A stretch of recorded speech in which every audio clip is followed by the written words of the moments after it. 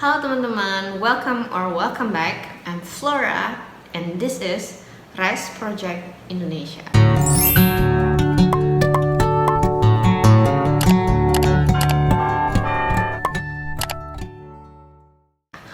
It's been a while ya teman-teman. Udah lama aku nggak nge-update video di YouTube channelku Rise Project Indonesia. Alasannya adalah karena aku lagi fokus untuk nge-build YouTube channelku yang satu lagi, yaitu Flora Marcella. Di situ aku mulai nge-upload talks juga selain laguku, music coverku. Kalau teman-teman belum pernah lihat, mungkin teman-teman tertarik untuk lihat dan cek apa yang aku share di sana. Akhir-akhir ini aku mulai nge-share soal live passionately, jadi hidup sesuai dengan passion kita, dan aku mau mewawancara beberapa orang yang aku temuin untuk nge-share gimana caranya hidup sesuai dengan passion kita, karena aku percaya dengan hidup sesuai passion kita akan jauh lebih bahagia. Gitu teman-teman. Dan untuk video kali ini, teman-teman mungkin udah bisa lihat dari thumbnail video ini. Yes, aku akan bicara soal hal-hal yang bisa kita lakukan untuk mencegah sexual abuse atau pelecehan seksual terjadi lagi di dalam hidup kita secara pribadi maupun di lingkungan kita. Dan ini adalah sebuah topik yang sudah cukup lama aku siapin. Mungkin sekitar 2 bulan yang lalu aku mulai ngelis hal-hal ini. Cuman aku beberapa kali ngerevisi karena aku merasa kurang pede juga, dan aku ngerasa kayak emang kredibilitasku tuh apa sih? Apakah aku ahli apa gitu? Enggak sih teman-teman. Jadi ini semua berdasarkan pengalaman aku sendiri. Jadi silakan teman-teman, kalau misalnya teman-teman dengar, kalau teman-teman setuju, go ahead and share it further. Kalau teman-teman gak setuju, teman-teman itu gak apa-apa banget, itu terserah. Karena ini adalah sesuatu yang personal. Aku menyimpulkan hal-hal ini berdasarkan pengalaman aku selama aku mencoba menyembuhkan diri aku dari trauma sexual abuse. Ada beberapa narasumber yang aku dengerin. Salah satunya adalah Divine Truth Channel, terus Mind Valley. Terus di Mind Valley itu ada beberapa orang kayak Marissa Peer. Terus itu sih yang akhirnya ini lagi aku dengerin. Terus aku juga baca banyak buku. Jadi ini adalah hasil dari semua gabungan riset itu. Dan sebelum aku masuk ke list, aku juga pengen nyampein satu hal. Akhirnya selama akhir tahun kemarin, aku kan puasa sosial media dari Instagram dan Facebook, dan aku fokusin diri aku untuk memulai sebuah project yang pengen aku mulai dari lama. Dan akhirnya aku merasa ini adalah waktunya, yaitu project buku. Aku ingin menulis buku soal pengalaman aku melakukan healing dari tumor rahim, cancer, terus sexual abuse trauma, dan depresi, suicidal thought. Itu semua pengen aku tuangin dalam sebuah buku. Barangkali teman-teman yang mungkin mengalami hal-hal yang mirip seperti yang aku alami bisa mengambil manfaat dari buku itu. Dan buku ini akan aku tulis setiap aku ada waktu luang, di samping kerjaan aku maupun bikin YouTube video dan nyanyi. Jadi saat ini alokasi waktunya gak terlalu banyak, tapi kalau teman-teman pengen ngebuat buku ini terjadi lebih cepat, teman-teman bisa bantu dengan cara berdonasi berapa aja. Ini nantinya akan aku pakai untuk ngebebaskan waktu aku yang biasanya aku pakai untuk cari uang untuk membuat desain, karena aku dibayar per jam. Terus nanti teman-teman bisa dapetin buku ini dengan gratis, dan aku juga akan mencantumkan nama teman-teman di buku ini sebagai kontributor yang membantu buku ini bisa terjadi. Teman-teman bisa lihat websiteku yang aku siapin. Ini baru jadi. Nama websitenya adalah whitehorseprincess.info. Itu aja announcement dari aku. Sekarang let's jump to the countdown. Ada 10 yang udah aku siapin. Hal yang bisa kita lakukan untuk men-stop sexual abuse bisa terjadi kepada diri kita lagi, atau mencegah sexual abuse untuk terjadi di generasi yang akan datang atau di sekeliling kita. Ini adalah things that we can do personally mostly. Nomor 1, yang pertama adalah mengajarkan anak-anak dari kecil soal asking permission, soal consent. Jadi berdasarkan sebuah riset yang dilakukan di India oleh seorang wanita. Di India kan adalah salah satu negara yang saat ini terkenal angka sexual abuse atau rape-nya tuh sangat tinggi dibanding negara-negara lain. Dan perempuan ini mau wawancara rapist di India yang akhirnya dipenjara. Aku lupa namanya siapa, tapi aku akan coba search lagi riset yang dia buat dan aku akan put linknya di sini.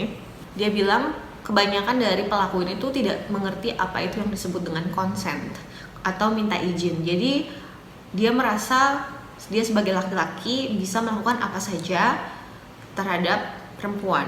Jadi dia tuh tidak tahu apa itu consent, dia tidak tahu kalau itu salah. Itu juga terjadi di masyarakat kita karena masyarakat kita juga patriarki, yang mana pria itu kedudukannya mostly di berbagai daerah dan budaya itu ditempatkan lebih tinggi daripada perempuan, sehingga perempuan itu seolah adalah milik atau properti dari laki-laki, sehingga apapun yang laki-laki ini mau seolah perempuan ini harus just take it gitu, harus terima. Dan kebanyakan laki-laki mungkin tidak pernah bertanya apakah perempuan ini mau atau enggak.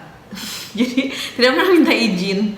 Mungkin orang tua juga ke anak-anak dari kecil nggak pernah minta izin dulu. Mereka terus memilihkan pilihan untuk anak-anak ini. Anak-anak ini tidak pernah diberikan pilihan dan juga tidak pernah didengar apa yang mereka mau, sehingga ini tuh kebiasaan yang kebawa sampai dewasa. Jadi menurut aku penting banget untuk mulai belajar minta permisi atau ask consent atau minta persetujuan sebelum kita melakukan sesuatu ke orang lain, baik itu menyentuh, baik itu memberi bantuan, baik itu apapun itu. Jadi misalnya, can I hug you or can I kiss you? Just ask for permission, dude. Atau ketok pintu, bolehkah aku masuk ke kamar? Kayak gitu. Jadi respect people, personal space. Jangan main langsung pegang atau ambil atau apa. Sopan santun aja sih. Jadi belajar untuk ajarin anak-anak dari kecil untuk minta izin. Dan sebagai orang tua juga mencontohkan cara memperlakukan orang lain. Kita harus tanya dulu apakah mereka setuju dengan apa yang mau kita lakukan ke mereka. Jadi selalu tanya persetujuan. Dan untuk orang tua yang namanya mengajar anak itu consent atau apapun itu, mengajar apapun itu, anak-anak tuh belajar dari contoh. Jadi be the example. Kalaupun emang belum bisa perfect, mungkin lu kelupaan atau apa, just remember the next time. Kayak gitu. Jadi selalu minta izin sebelum menyentuh, sebelum mengambil, sebelum melakukan apapun. Jadi kebiasaan ini aku percaya kalau terus dilakukan dalam jangka panjang antara perempuan ke laki-laki, laki-laki ke perempuan, ini bukan cuma laki-laki ke perempuan aja, tapi perempuan juga ke laki-laki juga harus respectful sama, dan orang tua ke anak dan anak ke orang tua. Tidak ada orang di dunia ini yang merupakan sebuah objek buat diri kamu. You don't own anyone and nobody owe you anything. Jadi sebelum kita melakukan sesuatu atau minta sesuatu atau apapun itu, minta permisi, ask permission, gitu teman-teman. That's number 1. Number 2, berhenti mendiskriminasi anak atau orang berdasarkan jenis kelaminnya. Jadi belajar untuk menghormati orang, menghargai orang tanpa melihat jenis kelaminnya, baik itu perempuan, baik itu laki-laki, dan umurnya, baik itu dia masih muda atau udah lebih tua, baik latar belakang ekonominya. Learn to respect everyone the same, yaitu tukang sapu, apakah dia ini presiden, direktur, CEO. Belajar untuk menghormati orang ini tanpa melihat latar belakangnya. Just be respectful, karena semua orang layak untuk dihormati, dihargai, dan dicintai, tidak peduli latar belakangnya apa. Dan cara memperlakukan mereka juga nggak perlu dibedakan, terutama anak-anak. Kalau misalnya aku lahir di keluarga yang memuja laki-laki kali ya, sebenarnya bukan memuja, jadi takut juga kali ya sama laki-laki. Jadi karena kita secara turun-temurun, perempuan di masa lalu mungkin pernah mengalami penjajahan. bahkan ada di sejarah itu masa penjajahan Jepang, perempuan itu dipaksa untuk menjadi wanita penghibur, yaitu Jugun Ianfu. Jadi di zaman perang ibaratnya banyak perempuan yang diambil secara paksa dari keluarga mereka dan dipaksa untuk bekerja sebagai wanita penghibur dan dipakai sebagai objek seksual.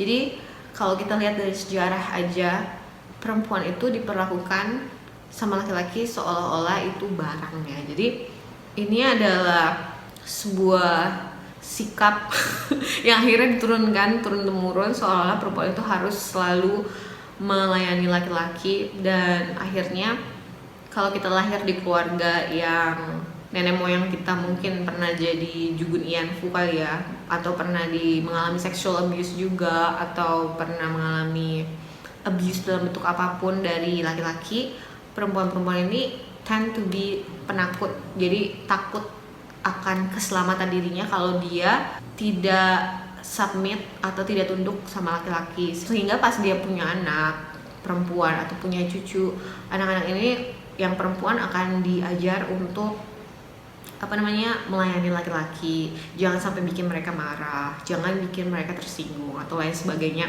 Jadi perilaku orang tua, ibu dan bapak ke anak perempuan dan ke anak laki-laki itu jadi beda banget, terutama dalam soal melayani ini. Jadi ibaratnya aku sering banget lihat contoh kayak anak perempuannya disuruh ambilin abangnya makanan, ambilin nasi, jadi untuk melayani. Kayak menurut aku itu nggak perlu. Anak laki-laki bisa ngambil makan sendiri, anak perempuan bisa ngambil makan sendiri. Anak laki-laki bisa bantu nyuci piring, anak perempuan bisa bantu nyuci piring. Anak laki-laki bisa bantuin nyuci mobil, anak perempuan bisa bantuin nyuci mobil. Jadi sebenarnya perempuan atau laki-laki, kita tuh punya hak yang sama karena kita sama-sama diciptakan oleh Tuhan. Dan aku percaya Tuhan tidak menciptakan yang satu lebih tinggi daripada yang lain, walaupun misalnya yang satu diciptakan duluan daripada yang lain. Misalnya kayak Tuhan ciptain Adam duluan, kemudian Tuhan baru ciptain Hawa, tapi it doesn't mean that yang duluan itu lebih penting daripada yang belakangan. Kayak misalnya aku yang lahir tahun 1987 bukan berarti aku lebih penting dan berharga dibanding anak yang baru lahir tahun 2020. Sama aja. Aku maupun anak ini sama-sama berharga. Perbedaannya adalah aku lahir duluan, dia lahirnya belakangan. Aku tahu hal-hal yang saat ini anak bayi itu belum tahu, tapi bukan berarti aku lebih pintar atau lebih tinggi dari mereka, karena suatu hari nanti mereka juga akan dewasa dan mereka juga akan tahu apa yang aku lakukan. Jadi respect everyone the same, whether it's male or female, rich or poor, whatever teman-teman. Just learn this new concept that semua manusia, semua makhluk, semua umat manusia itu equal, setara, apapun gendernya, apapun agamanya, apapun negaranya, DLL, whatever it is. Our soul is semua diciptakan sama Tuhan dan kita semua bersaudara. Yes, our soul is brother and sister. So just treat everyone the same. It's okay if you fail on this, by the way. You can just try better each time. Kalau teman-teman melakukan kesalahan tanpa sengaja, it's okay. Just say sorry and introspeksi diri. Why do you do that? And try to be better the next time. Number 3. Poin nomor 3 adalah berhenti menghakimi korban, or stop judging the victim. Ini adalah kebiasaan buruk masyarakat dunia pada umumnya, yang mana mereka cenderung untuk menyalahkan korban. Entah kenapa.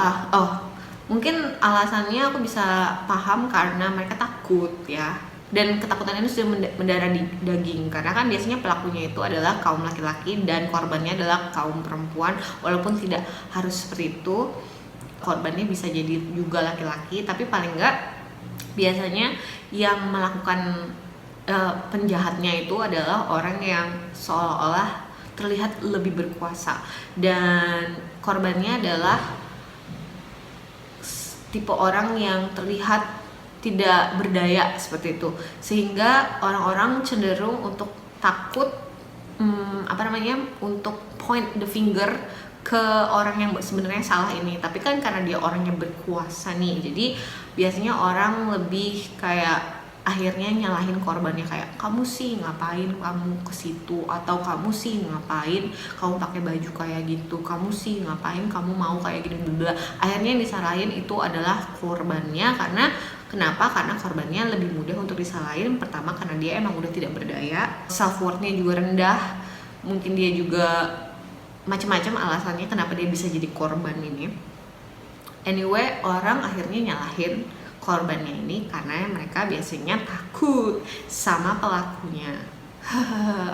Tapi gimana ya caranya teman-teman supaya orang-orang tuh seluruh dunia ini bisa mulai untuk just be honest and truthful and stand up for truth gitu, and then just point the finger to the person who actually did the wrong things. Jadi salahin yang emang salah dong, jangan salahin yang menjadi korban, karena yang dirugikan itu siapa? Yang dirugikan kan pasti korbannya. Dan kenapa udah dirugikan mereka disalah-salahin lagi kayak gitu. Jadi menurut aku ini adalah kebiasaan dan pola pikir yang harus dirubah, dan aku tahu untuk melakukan perubahan ini orang tuh harus individually belajar untuk menghadapi rasa takut terhadap penguasa. Jadi mungkin ini adalah mental penjajahan gitu, mental bangsa yang pernah dijajah, cenderung tuh takut sama orang yang berkuasa di atasnya. Nggak salah juga sih, karena mungkin zaman dulu waktu kita mencoba untuk speak up atau melawan penguasa yang tidak benar, biasanya akibatnya itu adalah mati, entah di abuse, entah disiksa lebih parah, atau apalah. Kita semua bisa lihat di sejarah betapa seramnya penguasa itu bisa berbuat sesuka hati mereka karena mereka misalnya punya uang dan kekuasaan, etc. Tapi gimana ya, dunia ini butuh orang-orang yang berani sih, yang berani mati untuk stand up for truth. Kayak I don't know, it's not going to be easy, I guess, karena misalnya Martin Luther King, JFK, terus Jesus, orang-orang yang stand up for truth memang mostly die sih. Cuman toh mereka tidak mati sia-sia, karena akhirnya makin kesini mungkin orang-orang makin mikir kali ya. It cannot be this wrong forever. And anyway, aku sendiri juga masih punya ketakutan kayak, wah gila kalau gue jadi rebel parah ntar gue dibunuh lagi sama apa. Cuman kayak aku pelan-pelan aku pengen ngadepin rasa takut ini, kayak takut di abuse karena aku stand up for my truth, atau takut dibunuh atau takut mati. Tapi sebenarnya mungkin mati is not that bad actually, daripada hidup di sebuah lingkungan yang menolak untuk do the right thing. Jadi itu teman-teman, yang poin ketiga, stop blaming the victim, berhenti menyalahkan korban. Oke, yang keempat adalah belajar melihat the real value of a woman. Aduh, apa ya bahasanya? Learn to see the real value of a human being itu bukan dari bodinya. Jadi gimana ya aku ngejelasinnya? Ini sebenarnya berhubungan sama menyalahkan victim itu. Jadi menurut aku salah satu penyebab kenapa korban sexual abuse itu ibaratnya jadi depresi atau down banget itu adalah karena selain trauma akibat sexual abuse itu sendiri, yang bikin lebih parah lagi itu adalah judgement dari orang-orang di sekelilingnya soal abuse yang terjadi dalam dirinya, dan bagaimana abuse itu akhirnya merubah harga dirinya. Jadi ibaratnya perempuan, terutama kan kayak di golongan keluarga Tionghoa tuh katanya kalau misalnya perempuan udah diperkosa gitu, ibaratnya udah nggak ada harganya lagi, bisa diasingkan, bisa dibuang, bisa dibakar, kayak apalah gitu. Ibaratnya perempuan itu cuma dinilai harganya itu dari selaput darahnya, boobsnya, badannya. Padahal sebenarnya badan itu adalah hanya salah satu dari elemen manusia, dan yang membuat manusia itu bukan badannya ya teman-teman, tapi jiwanya. Jadi gimana caranya masyarakat kita bisa belajar untuk melihat nilai seorang perempuan itu bukan dari tubuhnya, bukan dari kecantikannya, bukan dari wajahnya, bukan dari payudaranya, bukan dari pantatnya, bentuk badannya, bukan dari selaput darahnya masih ada atau enggak, tapi dari jiwanya secara keseluruhan. Seperti itu teman-teman. Dan aku suka mikir kayak gini, misalnya ada orang waktu kecil pernah ditusuk sama pisau gitu sama orang, dan misalnya ditusuknya tuh di pinggang gitu, dan oke, pas gede korbannya tuh tidak merasa malu gitu akan kejadian itu, karena apa ya, ibaratnya orang-orang tahu yang salah tuh yang nusuk gitu, dan dia sebagai korban ya dia harus menerima rasa sakit itu, tapi dia nggak harus malu dan menyalahkan dirinya karena dia ditusuk gitu. Tapi kalau misalnya perempuan misalnya ditusuk pakai kelamin laki-laki gitu, dan itu terjadi misalnya cuma berapa belas menit gitu, the act of abuse-nya, terus misalnya orang tahu nih, terus akhirnya perempuan itu jadi harus malu gitu karena dia pernah disakitin, pernah ditusuk, dan misalnya hymennya robek, selaput darahnya robek, kan sama aja tuh kayak misalnya ditusuk pinggangnya, rusuknya robek, kulit pinggangnya robek. Apa sih yang ngebedain antara kulit pinggang sama kelamin? Oke, memang itu beda karena fungsinya juga beda, cuman kayaknya sebenarnya masyarakat tuh nggak harus terlalu melebih-lebihkan, membesar-besarkan peristiwa ini seolah-olah itu menghancurkan kehidupan perempuan ini selamanya gitu. Dia tidak berharga lagi sampai dia harus diusir, atau dia menjadi aib keluarga atau mempermalukan keluarga. Enggak, orang dia nggak bersalah kok, yang melakukan orang dia tuh korban gitu. Jadi kenapa dia yang salah gitu kan? Itu sih. Jadi poin yang keempat ini adalah belajar untuk melihat value atau nilai dari seorang manusia, baik itu perempuan atau laki-laki, itu bukan dari tubuhnya, termasuk selaput darahnya atau organ kelaminnya, tapi dari jiwanya gitu teman-teman. Oke, yang selanjutnya adalah nomor 5 mungkin udah sempat kesinggung tadi, yaitu speak up the truth. Belajar untuk mengatakan hal yang terjadi jujur. Jadi bagi korban-korban sexual abuse, jangan diem aja sih menurut aku. Mulai speak up dan jangan terima untuk diperlakukan buruk, diopres, ditekan. Kayak misalnya keluarga kalian maunya kalian diam dan kalian menderita sendirian gitu, tidak ada yang membantu, tidak apa, itu akhirnya ngerusak diri kalian sendiri, dan mungkin akhirnya kalian yang depresi, kalian yang pengen bunuh diri, kalian yang akhirnya jadi sakit-sakitan, pokoknya kalian yang jadi menderita. Aku kemarin dengerin YouTube video, terus ada sebuah Turkish quotation, apa sih namanya, a saying in bahasa Turki. Pokoknya translate-nya gini, katanya, orang hanya akan memberi makan bayi yang menangis. Ibaratnya kalau teman-teman diem aja, kalau teman-teman nggak nangis, kalau teman-teman nggak teriak, kalian nggak akan dikasih apa yang kalian mau. Maksudnya kayak ibaratnya kalau kalian diem aja berarti kalian nggak kenapa-napa gitu. Orang-orang berpikiran kalau berarti dia nggak apa-apa kali digituin. Jadi kalau misalnya aku abuse dia, ternyata dia nggak ngomong apa-apa, mungkin dia nggak apa-apa gitu. Akhirnya itulah yang ngebuat abuse itu terusan berlangsung bisa berkali-kali, adalah karena teman-teman takut untuk speak up.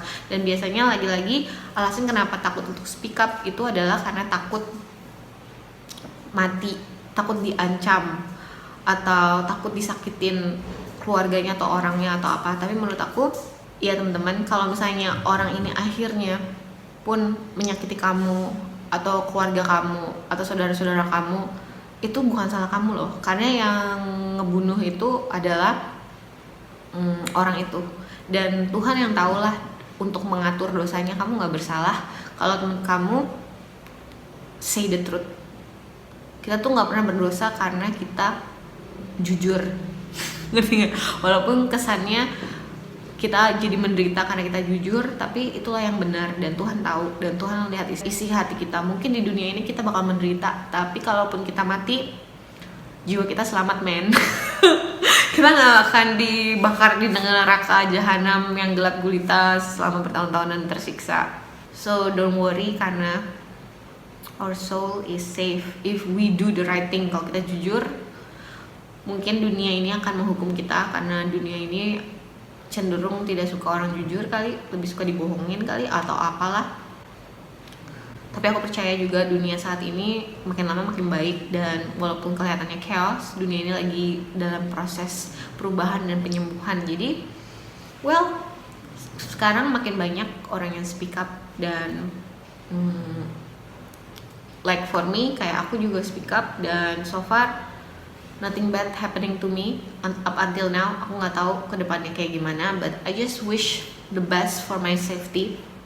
But if I have to die tonight, I'd rather be with you. I'd rather be with you itu maksudnya God, okay?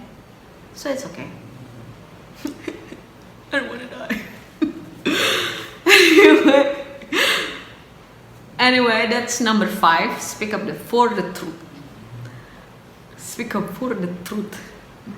Oke, sekarang nomor 7. Nomor 7 tuh sebenarnya agak mirip sih sama yang nomor sebelumnya, yaitu stop accepting abuse and bad treatment. Jadi saying no, katakan tidak. Aku bilang tidak lagi, tidak mau lagi. Saya tidak mau lagi disiksa, saya tidak mau lagi ditekan, saya tidak mau lagi diperlakukan dengan buruk. Kaburlah kalian dari situ. Pasti ada cara kalau kalian emang niat. Jadi katakan tidak. Jangan korbankan jiwa kalian karena kebutuhan jasmani. Aku tahu juga sih kayak orang-orang pasti khawatir kayak, oh nanti kalau aku kabur, aku makan dari mana, bla bla bla. Percayalah, Tuhan akan memelihara kalian kalau kalian emang pengen melakukan yang benar. Okay? Because God loves you so much and you are so worthy. And God will taking care of you, okay? Teman-teman, Tuhan akan menjaga kamu. Oke, nomor 8. Nomor 8 is heal your sexual abuse trauma. Inilah teman-teman, buat orang tua yang dulu pernah mengalami sexual abuse, dan buat teman-teman yang memiliki trauma sexual abuse, penting banget untuk teman-teman tidak mengubur luka ini ke dalam diri teman-teman. Karena kalau misalnya teman-teman mengubur emosi-emosi negatif yang yang kalian punya di dalam jiwa kalian yang diakibatkan dari peristiwa abuse ini, kalau emosi itu terus disimpan dengan berbagai cara yang bisa kita lakukan di dunia modern ini, bisa dengan berbagai macam addiction, itu bisa dengan makan, bisa dengan kerja, bisa dengan shopping, bisa dengan nonton terus-terusan, apapun addictionnya itu, sooner or later emosi negatif ini tuh akan kembali lagi, itu jadi law of attraction kalian. Jadi kalian akan meng-attract hal-hal, kejadian yang akan men-trigger emosi itu lagi. Jadi itu adalah hukum dasar alam semesta ya. Aku belajar ini dari Law of Attraction video yang ada di Divine Truth Channel. Di Secret of the Universe itu dijelasin bahwa kondisi jiwa kita itu akan meng-attract kejadian-kejadian yang terjadi dalam kehidupan kita. Jadi kalau misalnya kondisi jiwa kita itu masih banyak rasa takut, amarah, luka, maka kita secara otomatis akan mengundang kejadian-kejadian yang bisa men-trigger rasa takut, trauma, rasa sakit, rasa marah itu ke dalam kehidupan kita. Sehingga seringkali kalau kita pernah di sexual abuse waktu kecil, tapi traumanya tidak kita sembuhin, maka pas gede kita cenderung untuk meng-attract orang-orang yang bisa nge-trigger sexual trauma tersebut. Misalnya tiba-tiba di jalan ada orang catcalling, atau tiba-tiba orang megang boobs kalian, atau tiba-tiba ada orang yang nyolek pantat kalian. Pokoknya akhirnya luka itu meng-attract kejadian-kejadian buruk untuk terjadi dalam hidup teman-teman. Jadi bukannya aku mau nakut-nakutin ya, tapi kalaupun itu terjadi sebenarnya ya itu adalah momen dimana teman-teman harus melihat ke dalam diri teman-teman dan mulai belajar untuk healing emosinya dan ekspresiin emosinya, jangan ditahan lagi. Jadi amarahnya kan biasanya kalau misalnya kejadiannya tuh aku kan pernah di sexual abuse waktu kecil kan, umur 7, terus kejadian lagi waktu umur 14, dan aku kan marah kan dan kesel. Nah tapi amarahnya tuh nggak pernah aku ekspresiin secara utuh, sehingga pas aku mulai kuliah aku pernah tiba-tiba di jalanan boobs aku dipegang sama orang, dan itu aku marah banget. Dan akhirnya pas aku kuliah itu kemarahannya bisa aku ekspresiin dan aku bisa nangis. Jadi itu adalah emosi-emosi yang selama ini aku tekan di dalam diri aku, akhirnya baru bisa keluar kalau kejadian buruk itu terjadi. Jadi anyway sih sebenarnya whatever happened to us is actually happening for us. Ada sisi baik yang bisa kita ambil dari kejadian itu, walaupun kejadian itu buruk, itu bisa jadi momen dimana kita bisa melepaskan emosi-emosi negatif yang selama ini kita simpan. Kalau kata Marisa Peer, emosi itu tuh seperti gas ya, lebih baik dikeluarkan, dikentutin daripada ditahan di perut. Itu akhirnya kita badannya jadi nggak enak. Dan itulah menurut aku yang harus kita lakukan, mengeluarkan emosi kita, baik itu rasa takut, rasa amarah, itu diekspresikan keluar supaya kita tidak meng-attract lagi kejadian-kejadian buruk dalam kehidupan kita. Kita sembuhin luka kita soal sexual abuse itu supaya itu tidak terjadi lagi dalam kehidupan kita. Dan kalau orang tua perempuan gitu, dia punya trauma sexual abuse tapi dia nggak mau healing, jadi misalnya dia pernah di sexual abuse waktu kecil, terus dia di rape lagi pas gede, terus pernah di sexual abuse lagi, terus selama seumur hidupnya dia diperlakukan dengan buruk sama laki-laki, tapi dia nggak pernah benar-benar mau lepasin emosinya dan healing dan maafin orang-orang yang pernah ngejahatin dia. Akhirnya pas dia punya anak perempuan, cenderung anak perempuannya ini juga bakal bisa di abuse, karena apapun yang dia rasain, angernya, fearnya terhadap kaum laki-laki itu akhirnya masuk ke bayinya yang dia kandung. Karena teman-teman sendiri juga mungkin bisa ngerasain kalau teman-teman masuk ke sebuah ruangan dan di ruangan itu ada orang, dan orang-orangnya itu semua lagi marah kan.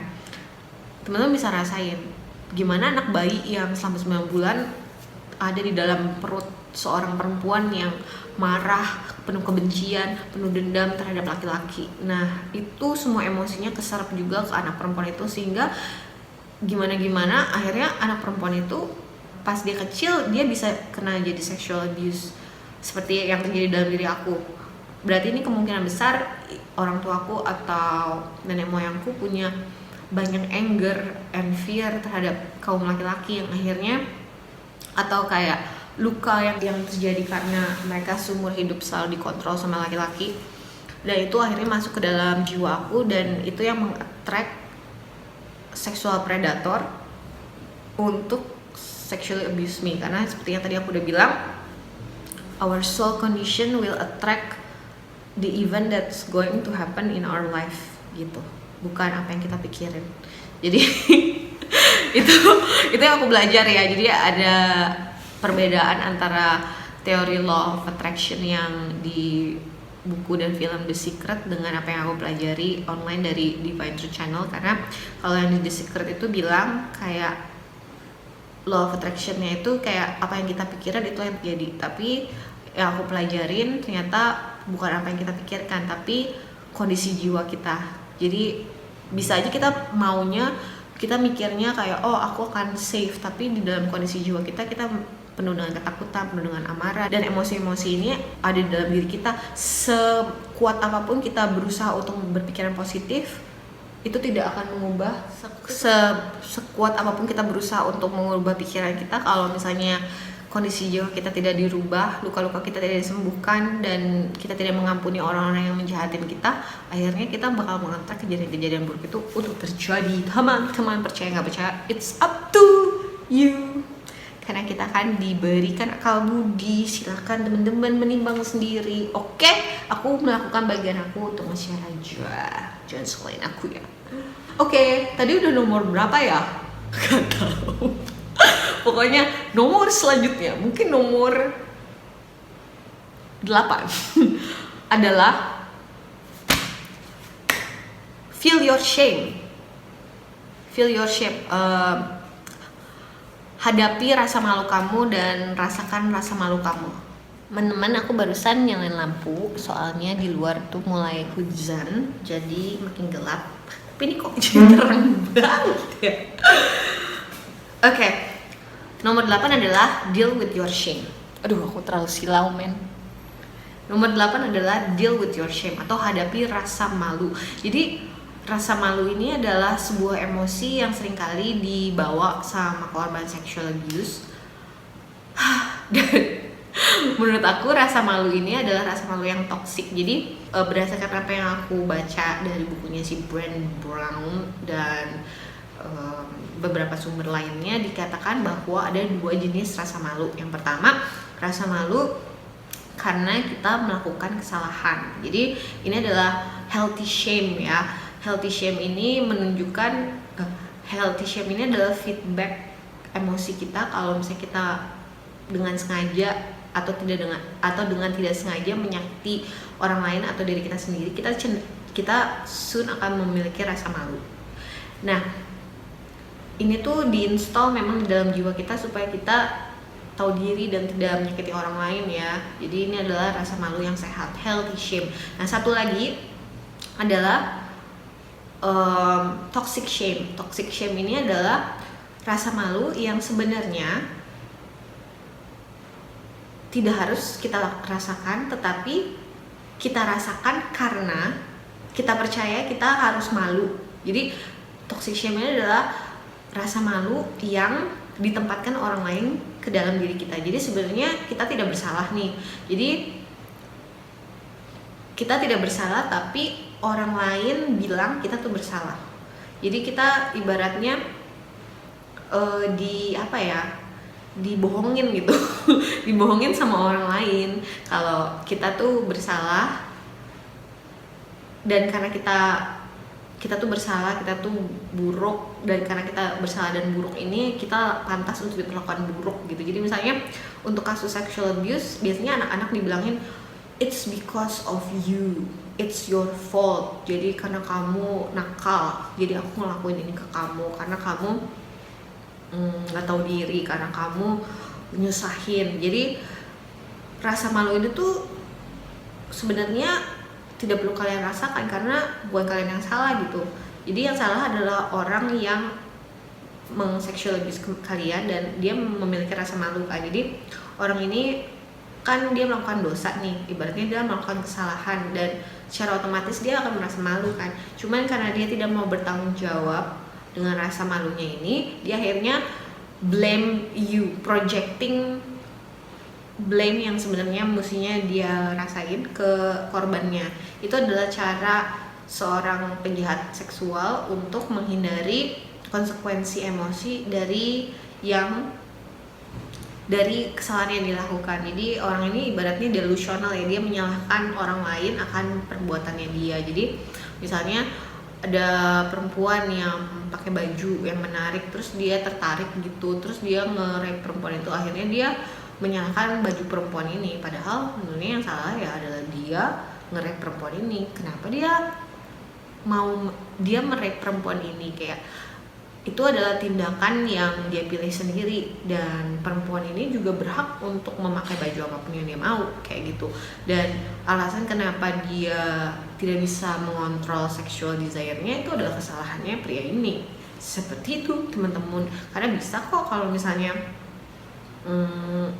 aku pernah punya teman yang mana dia itu kayak misalnya ada orang ibaratnya telanjang di depan dia nggak bakal ngapa-ngapain orang itu karena dia memang punya moral gitu. Jadi kalau dia nggak cinta sama perempuan ini, dia nggak akan have sex sama perempuan ini.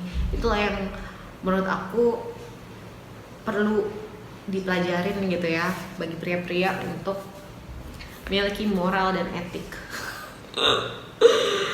Oh my god. Jadi itulah tadi nomor 8, hadapi rasa malu kamu. Dan kalau itu bukan salah kamu, jangan terus-terusan hidup dalam rasa malu itu. Kamu tidak perlu malu kalau kamu tidak melakukan kesalahan apa-apa. Oke? Jadi letakkanlah rasa malu itu pada tempatnya, yaitu yang harusnya malu adalah penjahatnya, bukan kamu. Oke? Nomor 9, ini sebenarnya mungkin tidak bisa kita lakukan sendiri kali ya. Jadi kita harus melakukannya secara kolektif dan merubah tatanan keadilan di bangsa kita.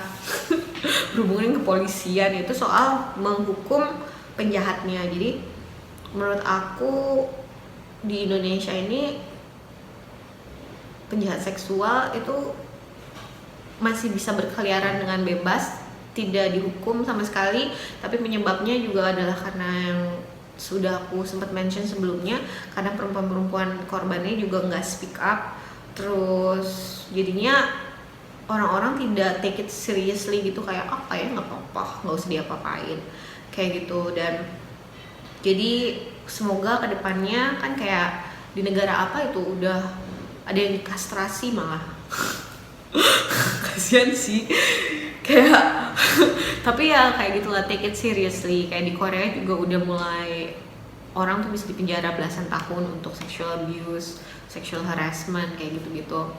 Terus satu lagi, menurut aku bagi para penjahat seksual ini untuk dipenjara atau dihukum aja itu nggak cukup, karena orang-orang yang melakukan hal itu sebenarnya adalah orang-orang yang batinnya juga luka parah ya, sampai dia harus memperkosa orang lain tuh ibaratnya berarti dia juga sakit gitu kan. Dan menurut aku selain dihukum, penting juga mereka untuk direhabilitasi, jadi untuk diedukasi gitu teman-teman.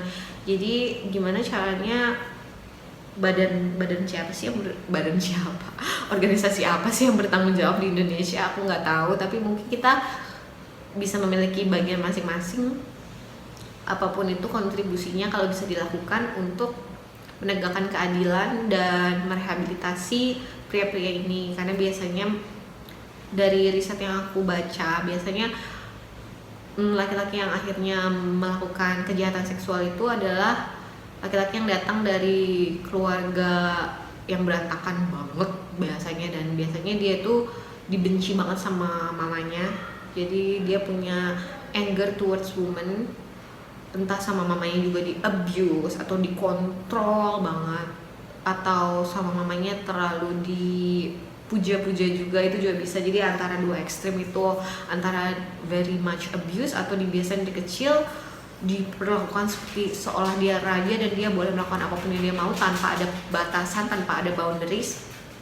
Itu ya sama aja, keduanya dia tuh adalah orang yang sakit batinnya juga karena lack of true love gitu. Jadi penting juga untuk direhabilitasi dan didoakan ya teman-teman.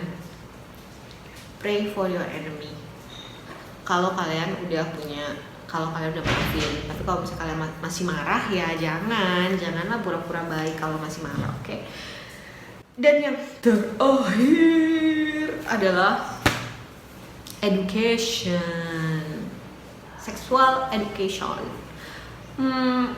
Kebanyakan dari kita tuh tidak pernah menerima sexual education kali ya di Indonesia, mungkin di dunia juga. Jadi kita tidak pernah dikasih tahu kayak ini bagian ini jangan biarkan siapapun untuk menyentuhnya, oke? Kayak gitu-gitu. Dan kasih tahu ini gunanya buat apa, fungsinya apa. Mungkin orang tua tuh malu atau gimana, tapi entah gimana caranya coba belajar untuk mendidik anak-anak dari kecil supaya mereka ngerti kayak gitu-gituan. Dan juga ciptakan kondisi yang aman buat mereka speak up. Jadi kalau misalnya anak-anak pengen ngomong, itu didengerin, beri waktu untuk mereka untuk express their thought and their feelings, sehingga kalau ada terjadi apa-apa mereka bisa langsung speak up dan bisa langsung ditangani gitu. Jadi bisa di healing.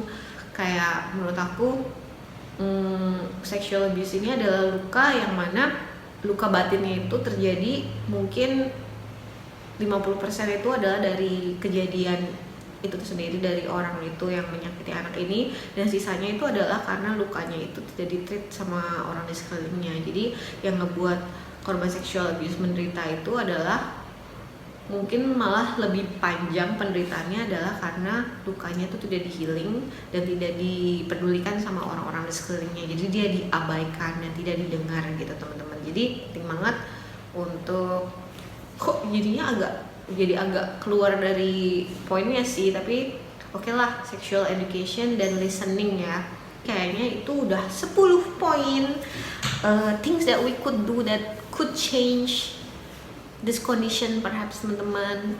Mungkin aku tambahin satu, speak up kalau misalnya teman-teman lihat ada korban dan dia tidak melakukan apa-apa. Kalau bisa point orang yang melakukan hal yang salah itu. Jadi koreksi orang yang melakukan kesalahan di depan kalian, jangan takut, mencobalah untuk menjadi lebih berani dan vokal.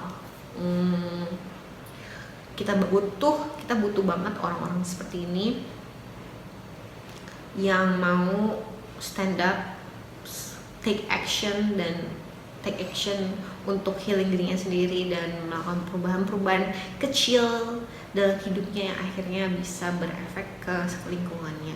Kayak gitu sih teman-teman. Totalnya tadi udah ada 1, 2, 3, 4, 11 10 sih sebenarnya poinnya. Gitu aja sih teman-teman untuk video kali ini. Terima kasih sudah mendengarkan video ini sampai berakhir. Kalau teman-teman suka dengan konten-konten yang aku buat di Rise Project Indonesia, jangan lupa subscribe dan like, dan juga bisa follow sosial media Rise Project Indonesia di @Rise Project Indo di Instagram. Dan sekali lagi jangan lupa lihat dulu buku aku yang coming soon, whitehorseprincess.info. Gitu aja teman-teman. Terima kasih. Mohon dukungannya terus ya. Aku berdoa dan aku berharap semoga teman-teman diberikan keberanian dan semangat untuk berubah menjadi lebih baik dan untuk terus maju walaupun secara emosi kadang-kadang banyak pull down-nya. Aku tahu kok, aku juga ngalamin hal itu. Tapi kita tidak sendirian, kita berjuang bersama-sama untuk kehidupan dunia yang lebih baik dan kehidupan pribadi yang lebih baik. Oke teman-teman, sampai ketemu di video yang akan datang. Bye bye, love you. Mwah.